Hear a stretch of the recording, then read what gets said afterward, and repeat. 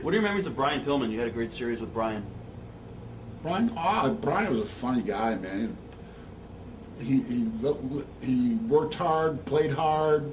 He was Brian Pillman was a funny guy to be around. He was very gregarious and outgoing, and I have nothing but fond memories of Brian. I think he was a great guy. Did you learn anything from working with him? Because your styles were so different. You know, he was the high flyer. Sure. I mean, you always do. I mean, it's just through osmosis. You know, I couldn't do the things he did. Right. But I mean, at the same time, I think I love guys who can do all the fancy stuff because it made me look good. You know, because if I don't do the fancy stuff and they do it, I'm in a match where some guys doing high flying stuff. So they go, oh, that's a good match. Look at that. And I'm involved. So I never was jealous or resentful. I'm sure you learn something, you know, out of that, and you learn when to do something, when not to.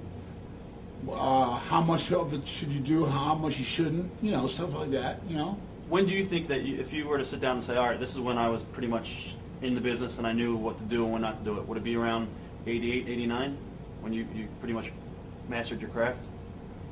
You know what? Once again, I had to go back. The last one business, you never master your craft. You always learn. Yeah, you're always learning. Okay. You never know. You never can't improve. You never can't learn something. Every crowd can be different. From Europe to Boston or New York or Philly, and then go back next time, and the same crowd can be different. Right. You know, so you're always learning something. You know.